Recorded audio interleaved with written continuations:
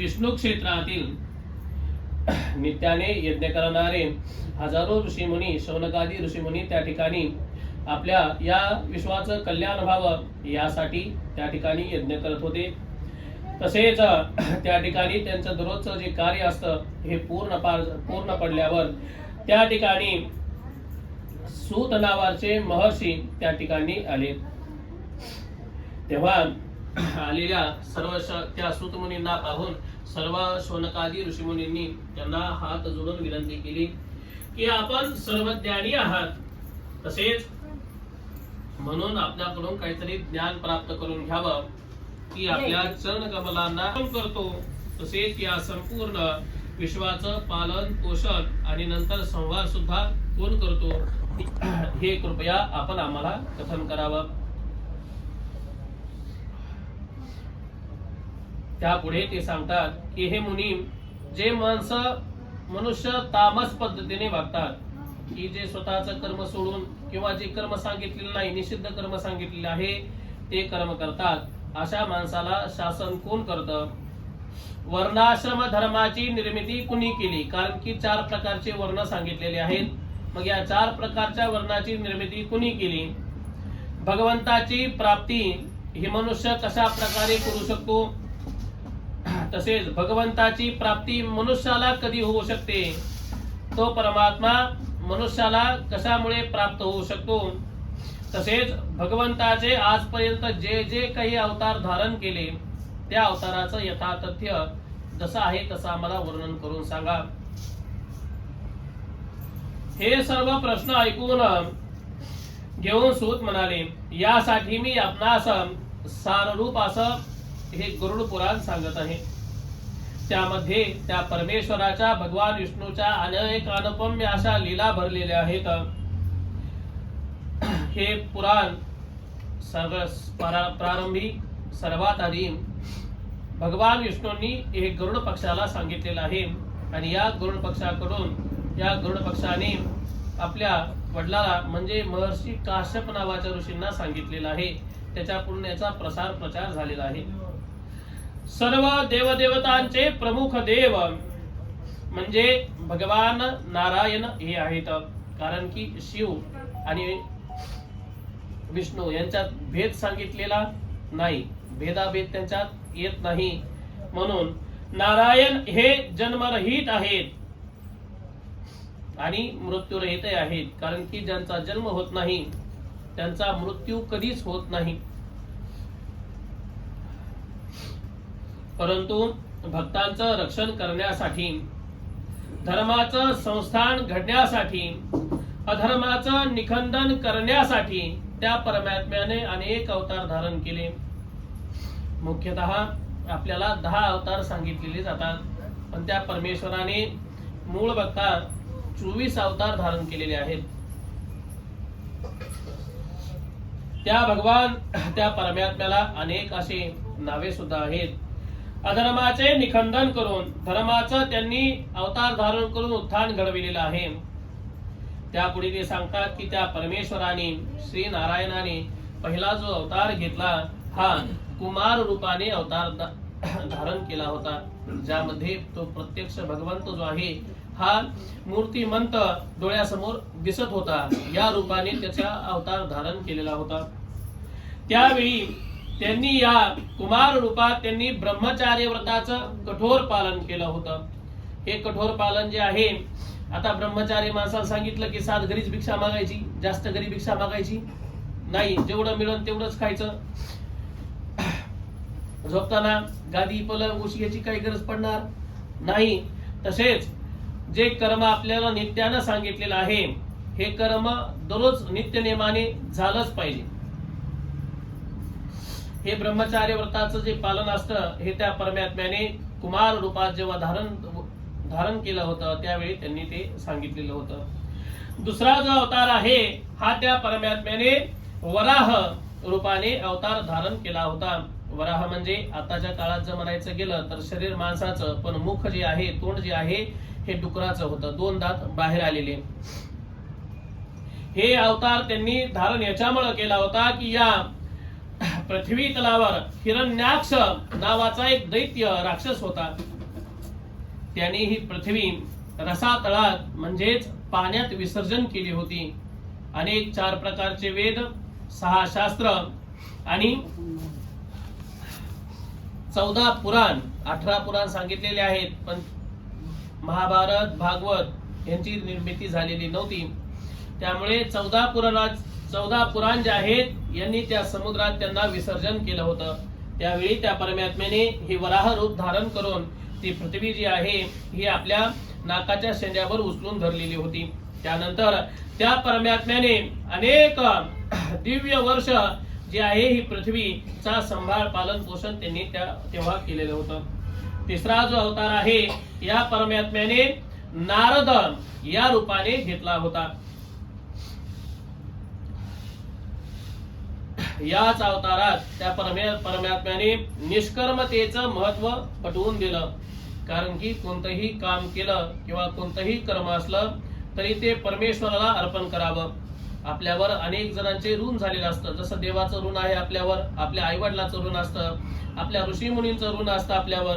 हे ऋण जे आहे हे फेडण्यासाठी मनुष्य जो असतो हा गृहस्थ धर्म जे आहे धारण करत असतो. कारण की गृहस्थ आश्रम धारण केला तर श्राद्ध, पिंडदान वगैरे त्या माणसाला करता येतं.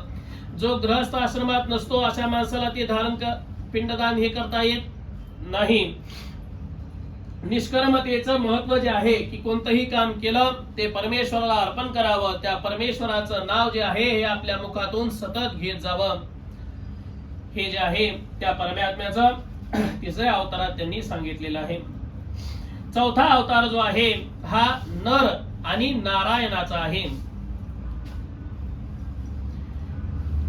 या अवतारात त्यांनी अनेक लीला करून जो हा हिरण्याक्ष नावाचा दैत्य होता, या दैत्याचे जे पुत्र होते सुमत आणि धूमत हे जे 2 पुत्र होते, या पुत्रांचा विनाश त्यांनी त्या काळात केला होता. 5वा अवतार जो आहे हा सिद्धेश कपिल मुनींच्या रूपाने त्या परमात्म्याने अवतार धारण केला होता. या अवतारात त्यांनी जगाआड गेलेलं जे काही संख्याशास्त्र होतं याचं पुनर्जीवन केलेलं होतं. कारण की संख्याशास्त्र जे आहे हे आपण आता 1, 2 म्हणतो, हे आपल्याला संख्या माहीत झाली. पण पूर्वी पौर्णिमा, अमावस्या येत होत्या, मग 15 दिवस आठवड्यात, एका 15 वाड्यात 15 दिवसच येते, 2 एकादशा येतात. मग ह्यांची गणना कशा प्रकारे करायची? जे हे संख्याशास्त्र आहे या संख्याशास्त्राचं त्यांनी पुनर्जीवन केलं होतं. ग्रहण कधी येईल, सूर्य किती वेळ फिरतो, ग्रह जे आहे हा किती वेळ फिरतो, सूर्याची रथाची गती किती आहे, सूर्याच्या रथाला चक्र जे आहे याला किती आर्या सांगितलेल्या आहेत, ह्या ज्या सर्व गोष्टी आहेत या सर्व गोष्टी या संख्याशास्त्राने त्यांनी ग्रंथात आढळून येतात. 6वा अवतार जो आहे हा त्यांनी आत्री आणि अनुसूया यांच्या पोटी दत्तात्रय रूपाने धारण केला होता. यांची परंपरा खूप मोठी झाली. पुढे नवनाथाची सुद्धा परंपरा या दत्तगुरूपासूनच पुढे चालत राहिली. 7वा अवतार जो आहे हा स्वयंभू म्हणून आतापर्यंत आपल्याला 14वं मन्वंतर आपल्याला सांगितलेलं आहे. 14 मन्वंतर म्हणजे एक युग गेलं की एक इंद्र मरतो, एक युग गेल्यानंतर एक इंद्र मरत असतो. एक मन्वंतर झालं, इंद्र बदलला की दुसरं मन्वंतर लागतं. मग जेव्हा पहिलं मन्वंतर लागलं तेव्हा त्या परमात्म्याने म्हणून या रूपाने इंद्र अवतारात जन्म घेतला होता. 8वा जो अवतार आहे हा मेरू देवीच्या रूपाने त्यांनी अवतार धारण केला होता. आणि स्त्री धर्माचं महत्व त्यांनी त्या अवतारामध्ये विशद केलं होतं की कुठलीही गोष्ट असली, मनुष्य जो असतो हा फक्त आपलं कर्तव्य कर्म करत असतो, पण स्त्री धर्म जो आहे या स्त्री जर आपल्या पतीला परमेश्वर मानत असेल तर मात्र ती 7 कुळाचा उद्धार करत असते. आणि ही जर स्त्री सती गेली तर आपल्या 42 कुळाचा उद्धार होतो. त्यामुळे या स्त्री धर्माचं महत्व त्यांनी या अवतारात विशद केलेलं आहे. 9वा अवतार जो आहे हा मत्स्य रूपाने त्या परमेश्वराने अवतार धारण केला होता. मत्स्य म्हणजे माशाच्या रूपाने अवतार धारण केला होता. या अवतारात त्यांनी वैवस्वत म्हणून या नावाच्या राजाचं रक्षण केलं होतं. कारण की ती युग आहे, युगाची संपायची वेळ आली होती. आणि जेव्हा हे समुद्र जे आहे किंवा पाणी जे आहे हे आपलं प्रलयकाळी रूप धारण करून जेव्हा या सृष्टीचा संहार विध्वंस करणार होता, त्यावेळी या मनुराजाला सांगण्यात आलेलं होतं की एक महानौका तयार करा आणि ऋषी मुनी साधू संत जे काही वनस्पती जेवढं काही निर्माण केलं गेलेलं आहे त्या सर्व वस्तू या नौकेवर आणून ठेवा. जेव्हा पाण्याचा प्रलय येईल, जेव्हा ही पृथ्वी नष्ट होईल, तेव्हा ही जी नौका आहे ही दुसऱ्या तीरावर न्यायचं काम जे आहे या अवतारात त्या परमेश्वराने केलेलं होतं. 10वा अवतार जो आहे हा कूर्म अवतार होय. कूर्म म्हणजे कासव या रूपात परमेश्वराने अवतार धारण केला होता. ज्यावेळी समुद्र मंथनाचा वेळ होती त्यावेळी मंदाचल नावाचा पर्वत होता, डोंगर जो होता हा अत्यंत विशाल होता. कारण की जे पाण्याचं रसातळ आहे या रसातळाला ढवळायचं काम करायचे. समुद्र म्हणजे आपण आता बघतो अरब सागर, हिंद महासागर यांचं काही घेणं देणं नाही. ज्या पाण्यामध्ये रसातळात ही पृथ्वी विसर्जन केली होती त्या रसातळाचं समुद्र मंथन झालेलं आहे. त्यावेळी जेव्हा हा मंदार पर्वत समुद्राच्या मधोमध ठेवण्यात आला, त्याच्या भाराने ही जी पृथ्वी आहे, जे रसातळ आहे हे फुटू लागलं, ते खाली खाली दबू लागलं. आणि त्यामुळे या परमेश्वराने कासवाच्या रूपात अवतार धारण करून याच मंदार पर्वताला खालून टेकन दिलेलं होतं. कारण की जे घुसळण करायचे आणि ते जर रवी जर खाली गेली अडकून बसली तर निघणार नाही किंवा ते आपल्याला पुन्हा ढवळीता येणार नाही. म्हणून त्या परमेश्वराने अधांतरी तो मंदार नावाचा पर्वत जो आहे हा धरला होता. 11वा जो अवतार आहे हा कमट अवतार होय. 12वा अवतार त्या परमेश्वराने धन्वंतरीच्या रूपात त्यांनी अवतार धारण केला होता. ही जी धन्वंतरी आहे, आपण जे आता गोळ्या औषध हे जे खातो, अनेक वनस्पत्यांची जी जुन्या काळात ज्या वनस्पत्यापासून माणसाचा आजार बरा होत होता हे त्या धन्वंतरीच्याच सांगण्यावरून होत होता. कारण की अनेक औषधांची माहिती, अनेक वनस्पतींची माहिती, कोणती वनस्पती कोणत्या कामाला उपयोगी येते याची जी सर्व माहिती आहे ही या धन्वंतरीच्या ग्रंथात सांगितलेली आहे. 13वा जो अवतार आहे हा त्या परमेश्वराने मोहिनीच्या रूपात अवतार धारण केला होता. कारण की या समुद्र मंथन जेव्हा झालं त्याच्यातून 14 रत्न मनुष्याला प्राप्त झाले. मग त्याच्यात ऐरावत कुळाचा हत्ती हा कल्पवृक्ष झाला, हा धन्वंतरी झाला, कामधेनू गाय झाली. हे जे आहेत हे सर्व प्राप्त झालं. विष सुद्धा निघालं. आणि जेव्हा शेवटचा 14वं जे रत्न आहे हे अमृताचा कुंभ त्या समुद्राच्या मंथनातून निघालेला होता. आणि त्यावेळी या समुद्र मंथनाच्या आतून जेव्हा जो अमृताचा कुंभ जो आहे हा प्राप्त झाला त्यावेळी देवात आणि राक्षसात युद्ध झालं. या युद्धाचा परिणाम असा झाला की ते अमृत जे आहे हे सांडू लागलं. त्यामुळे देवाला, ब्रह्मदेवाला, महादेवाला, विष्णूला, इंद्राला आणि राक्षसाचा राजा बळी यांना सुद्धा या गोष्टीची चिंता वाटू लागली की अमृत जर सगळंच सांडून गेलं आणि हा रसातळ जो आहे हा सर्वच जर अमृतमय झाला तर मात्र कोणालाही मरण येणार नाही. त्यामुळे यांचे जे युद्ध चालू होतं या युद्धात त्या परमेश्वराने मोहिनीच्या रूपाने अवतार धारण केला.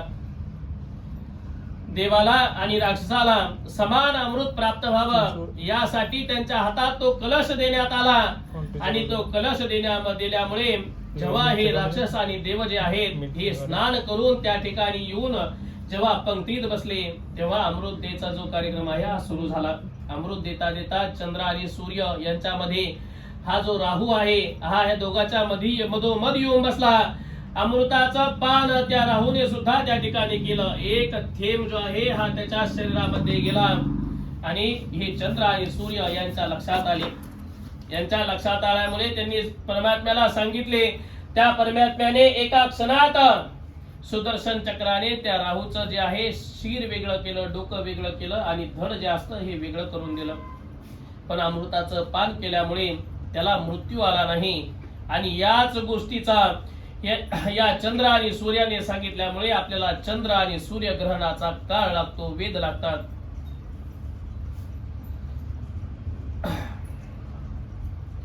चौदावा जो अवतार आहे हा त्या परमात्म्याने नरसिंह रूपात अवतार धारण केला होता. याच हिरण्याक्षाचा भाऊ हिरण्यकश्यपू याचा पुत्र जो आहे हा प्रल्हाद हा अत्यंत देवभक्त होता. आईच्या गर्भातच नारद मुनींनी यांना प्रेरणा दिली होती आणि ते जेव्हा या परमेश्वराच्या नावाचा जप करत होते त्यावेळी तो परमात्मा चारी बाजूने त्यांचं रक्षण करत होता. अनेक वेळा या हिरण्यकश्यपूने त्या भक्त प्रल्हादाला मारण्याचा प्रयत्न केला. कधी चितेवर ठेवण्यात आलं, कधी पाण्यात सोडून देण्यात आलं, कधी डोंगरावरून ढकलण्यात आलं, तरी सुद्धा तो परमात्मा वारंवार त्या भक्त प्रल्हादाचं रक्षण करत होता.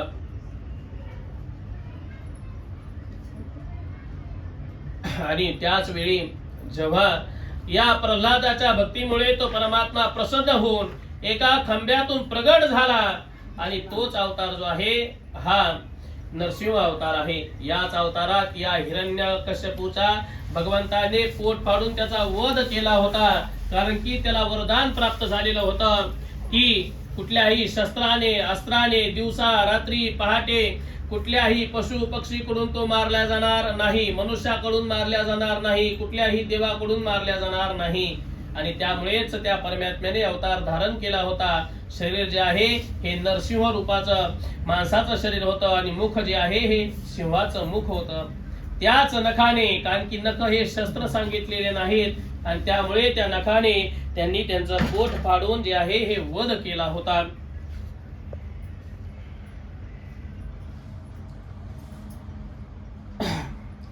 पंधरावा जो अवतार आहे हा त्या परमात्म्याने बटू म्हणजे वामन रूपात अवतार धारण केला होता. जेव्हा या बळीराजाने अश्वमेध यज्ञाची सुरुवात केली होती, जेव्हा हा अश्वमेध नावाचा यज्ञ त्यांनी आरंभिला होता, अनेक यज्ञ करून हा जो बळीराजा आहे हा इंद्राचं सिंहासन घेण्याचा प्रयत्न करत होता. आणि त्यामुळे इंद्र जेव्हा या परमात्म्याला भगवान विष्णूला शरण गेला त्यावेळी या परमात्म्याने बटू वामन रूपात अवतार धारण केला होता. त्यावेळी हातात छत्र, एका हातात कमंडलू हे घेऊन जे आहे हे तीर्थाटन करता करता याच राजा बळी याच्या यज्ञाच्या ठिकाणी त्या ठिकाणी ते गेले. त्या ठिकाणी गेल्यानंतर त्यांनी यथोचित त्या बळीराजाने यांचा मान सन्मान केला. बटू रूपात होते म्हणून दान मागण्यासाठी सांगितलं. त्यावेळी परमात्म्याने त्याला दान न मागावयास सांगितले. पण परमात्म्याने दान घेतले नाही, तरी सुद्धा तो वारंवार विनंती करू लागला. आणि तेव्हा त्या परमात्म्याने 3 पावलं जे भूमी असते, जमीन असते, ही दान मागितली. तेव्हा या दैत्य जो आहे दैत्यांचे जे गुरु आहेत यांना शुक्राचार्य असं नाव आहे. आणि या शुक्राचार्याने त्या बळीराजाला अनेक वेळा सांगण्याचा प्रयत्न केला की हा बटू रूपात जो आलेले आहेत हे काही कुठले बटू नाहीत, तर हे स्वयं नारायण आहेत. तरी सुद्धा या बळीराजाने ऐकले नाही. कारण की तो त्रैलोक्याचा नाथ आहे आणि तो माझ्याकडे भिक्षा मागायला येतोय. यावरूनच तो जो बळीराजा आहे हा अत्यंत गर्विष्ठ झाला होता. त्याला त्याचा आनंद होत होता आणि त्यामुळे तो ते दैत्य गुरु शुक्राचार्याचं त्या ठिकाणी काही ऐकत नव्हता. त्यामुळे जी झारी असते पाणी सोडायची, त्या झारीत हे जे शुक्राचार्य आहेत हे बारीक सूक्ष्म रूप धारण करून त्या झारीच्या तोंडावर अडकून बसले होते. जेव्हा संकल्पाचं पाणी या बटूच्या हातात देण्यात येत होतं तेव्हा पाणीच पडेना. तेव्हा दर्भाची काडी काढून त्या परमात्म्याने या दैत्य गुरु शुक्राचार्याचा डोळा जो असतो हा फोडला होता.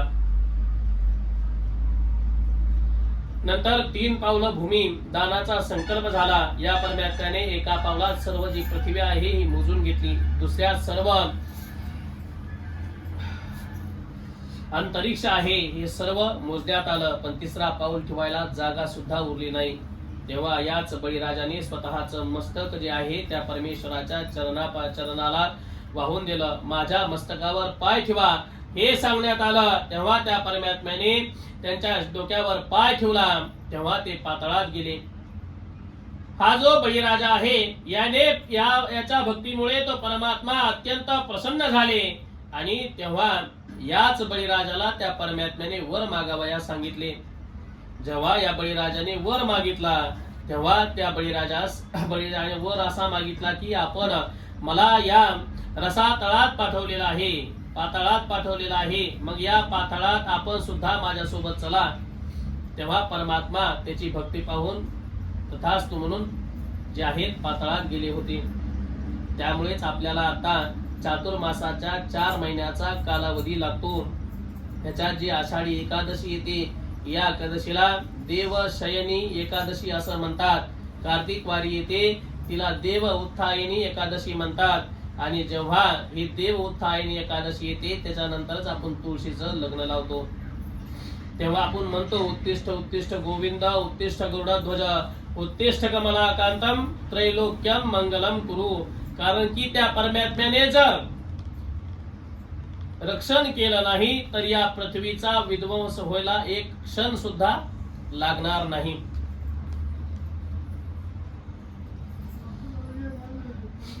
सोळावा अवतार जो आहे हा त्या परमात्म्याने परशुराम या रूपाने अवतार धारण केला होता.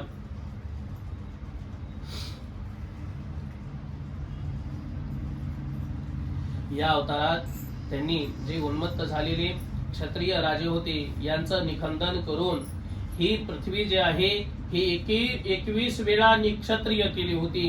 कारण की जे राजे राजकर्तव्य सोडून अधर्माने वागतात अशा सर्व राजांचा त्यांनी विध्वंस केला होता.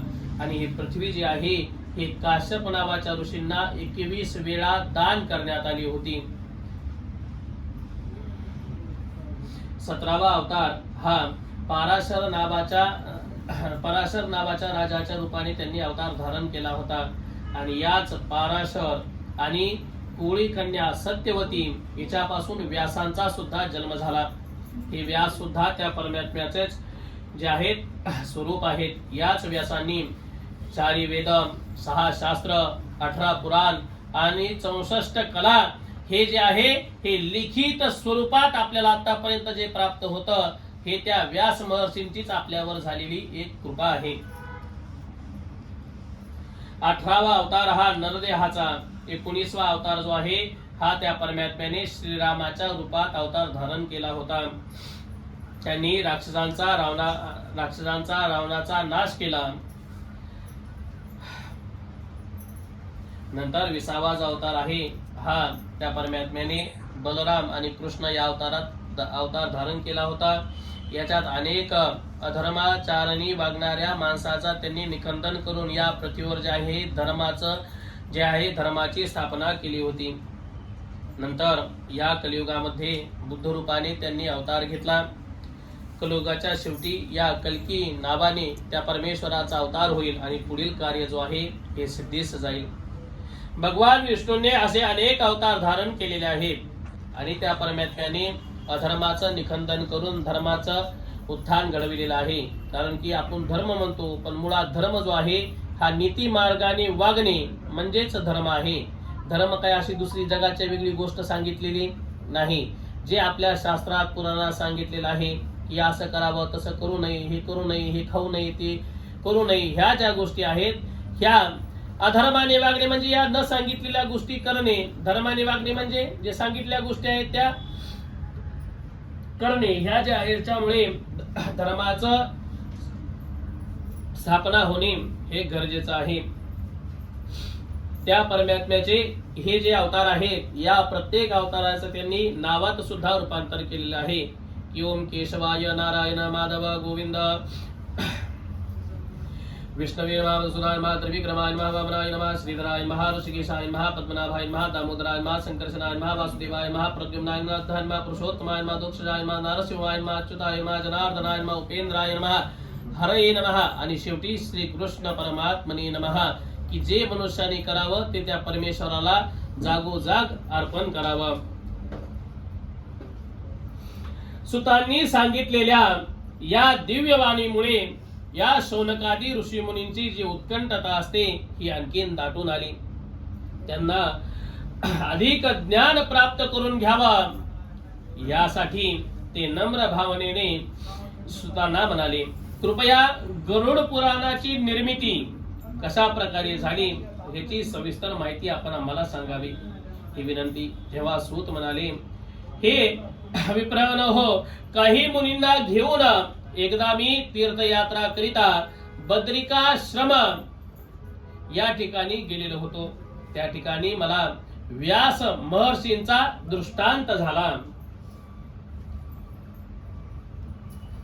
तेव्हा या सूत महर्षींनी त्यांना वंदन केले व विचारले की आपण भगवंताचे त्या परमेश्वराचं सदैव ध्यान करत राहता, त्याचं नामस्मरण जे आहे त्याचं नाव आपण आपल्या मुखाने सारखं घेत राहता, तर त्या परमेश्वराचं स्वरूप कसं आहे, तो दिसतो कशा प्रकारे हे आम्हाला समजून सांगा. त्यावेळी त्या व्यास महर्षींनी जे सुताला सांगितले तेच गरुड पुराण मी तुम्हाला सांगत आहे. महर्षी व्यास म्हणाले की मी एकदा दक्ष, भृगु आणि आम्ही दक्ष राजा आणि भृगु आम्ही ब्रह्मलोकात गेलो होतो ब्रह्मदेवाच्या भेटीसाठी. त्यावेळी आम्ही आम्हाला सर्वांना ब्रह्मदेवानी हे गरुड पुराण सांगितले. ब्रह्मदेव म्हणाले की मी सर्व देवासह कैलासावर गेलो होतो आणि त्यावेळी त्या महादेवानं मला गरुड पुराण सांगितलं.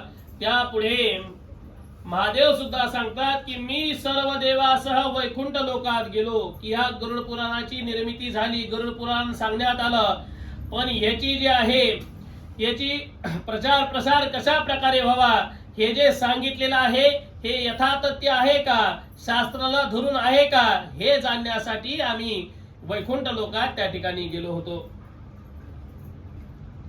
तेव्हा त्या परमेश्वरांनी आम्हाला या गोष्टीचं उत्तर दिलं. तेव्हा आम्ही त्या परमेश्वराची हात जोडून प्रार्थना केली की आपणाहून इतर कोणताही देव मोठा सांगितलेला नाही, तरी सुद्धा आपण सदैव कोणाचं ध्यान करता. त्यावेळी देवांनी उत्तर दिले की मी स्वतः जे आहे ओम या शब्दाचा उच्चार करत असतो. कारण की आता सुद्धा जरी बघायला गेलं किंवा आता जरी सायंटिस्टने जरी सांगितलं तरी या ब्रह्मांडात ओम या शब्दाचा आवाज आणखी सुद्धा ऐकू येतो. महादेव सांगतात की मी अंगाला भस्म लावून या ठिकाणी त्या नारायणाचं स्मरण करत आहे. विष्णू सांगतात मी या ठिकाणी निद्राधीन होऊन म्हणजे शय्या अवस्थेत असताना, झोपलेल्या अवस्थेत असताना मी त्या महादेवाचं स्मरण करत आहे. विष्णू जे आहेत हे देहरहित असून त्यांना शरीर आहे सुद्धा आणि नाही सुद्धा. ब्रह्म, परब्रह्म तसेच परमपवित्र आणि परमेश्वर आहेत. कारण की त्या परमेश्वराच्या पलीकडे काहीच नाही. त्यांना संकर्षण असेही म्हणतात. भगवान विष्णू देहरहित असून त्यांना हजारो डोळे, हजारो हात आणि हजारो मुख कमळ सांगितलेले आहेत. तो परमेश्वर प्रत्येक जीवात वास करत असतो. जवळजग आपल्या शरीरात आत्मा आहे तोपर्यंत तो परमात्मा आपलं शरीर सोडत नाही. जेव्हा या परमात्म्याने आपलं शरीर सोडलं तेव्हा तो आपला आत्मा जो असतो हा शरीर सोडून जातो. सांगतात की सर्वम विष्णुमयं जगत, की सर्वत्र तो परमेश्वर आहे. प्रत्येक जीव, जंतू, पशु, पक्षी, मनुष्य प्रत्येक वस्तूमध्ये तो परमात्मा वास करत आहे. त्या परमात्म्याला सूक्ष्म, अति सूक्ष्म म्हणजे बारक्यात बारक रूप धारण करता येतं आणि तो परमात्मा या आपल्या अंतरिक्षापेक्षा सुद्धा मोठं रूप धारण करू शकतो. सर्व गुरूंचे ते परमगुरु आहेत आणि सर्व भूतमात्रांना तो परमेश्वर व्यापून राहिलेला आहे. ते परम विष्णू एकाक्षर ब्रह्म, यज्ञ, काळ, सत, असत यांच्या सुद्धा पलीकडे तो परमात्माचा वास सांगितलेला आहे. चंद्र सूर्य जो आहे हा त्या परमात्म्याचे नेत्र सांगितलेले आहेत. नवीन नाहीत, यांच्या पलीकडे आहेत. तसेच सर्व दिशा ह्या त्या परमात्म्याचे हात सांगितलेले आहेत. आपल्याला 8 दिशा मुख्यतः सांगितलेल्या आहेत की पूर्व, आग्नेय, दक्षिण, नैऋत्य, पश्चिम, वायव्य, उत्तर आणि ईशान्य. पण त्याच्यात ऊर्ध्व आणि जी भूमी असते ह्याची दिशा सांगितलेली नाही जात. पण ह्या 10 दिशा ज्या आहेत ह्या 10 दिशा सांगितलेल्या आहेत.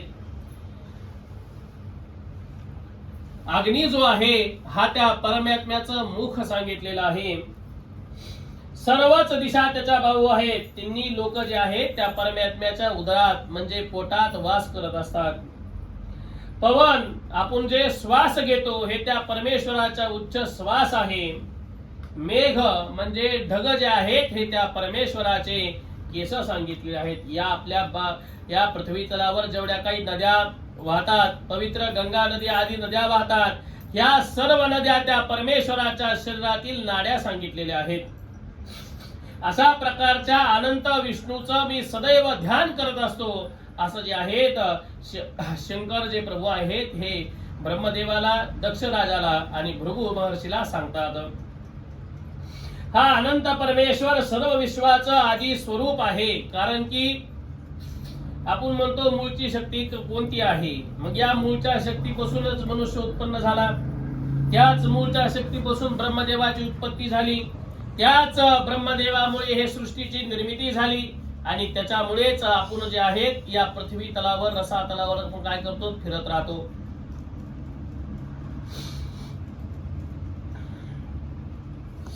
सर्ग, प्रतिसर्ग, वंश, मनवंतर त्याची अर्चना करतात. अशा देवेश्वराचं, त्या परमेश्वराचं मी सदैव ध्यान करत असतो असं शिवप्रभू सांगतात. त्यांच्या विचाराप्रमाणे भगवान विष्णूंची भेट व्हावी यासाठी आम्ही श्वेतद्वीपाकडे निघालो. जिथे परमात्म्याचा वास असतो त्या ठिकाणी आम्ही निघालो. तेव्हा त्या ठिकाणी जाताच त्या परमेश्वराला आम्ही साष्टांग वंदन केले आणि त्यावेळी विष्णू म्हणाले, मी सर्व देवांचा देव आहे आणि सर्व लोकांचा ईश्वर आहे. कारण की प्रत्येक प्राणी मात्रात माझा वास आहे.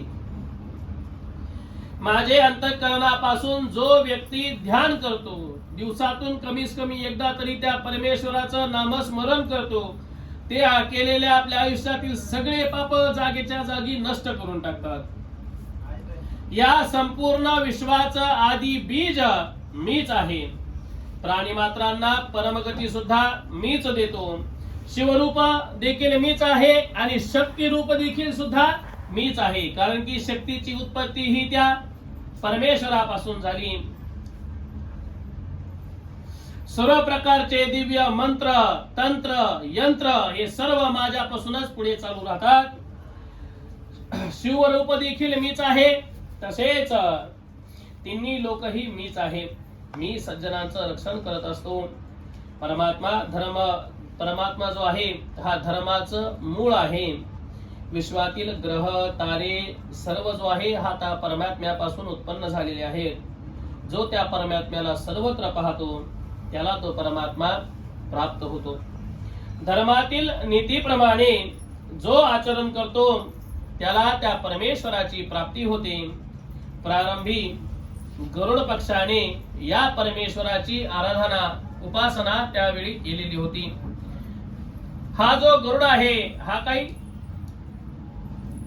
साधा सुद्धा मनुष्य सांगितलेला नाही. या गरुड पक्षाकडे अनंत शक्ती आहे. त्यावेळी गरुड पक्षाने त्या भगवंताला, परमेश्वराला प्रसन्न करून घेतले. त्यावेळी त्या परमात्म्याने त्याला वर दिला, वर मागावया सांगितले. त्यावेळी गरुड पक्षी म्हणाला की माझी माता विनिता हिला नागांनी कैद करून ठेवलेला आहे, तिची मुक्तता व्हावी यासाठी मला अमृत पाहिजे आहे. तेव्हा परमेश्वराने या गरुड पक्षास आशीर्वाद दिला. तेव्हा शौनकादी ऋषीमुनी पुन्हा विचारतात की हे सूत महर्षी, हा जो गरुड आहे हा त्या परमात्म्याचं वाहन जो असतो हा कशा प्रकारे झाला? याने तर परमेश्वराची भक्ती केली, आपल्या मातेची सुटका व्हावी यासाठी त्या परमेश्वराची भक्ती केली, मातीची सुटका झाली, पण पुन्हा तो गरुड त्या परमेश्वराचं वाहन कसं काय झाला हे त्याला तेव्हा ते विचारतात. तेव्हा हे सूत महर्षी त्यांना सांगतात की ही घटना आहे, ही फार पूर्वी आहे.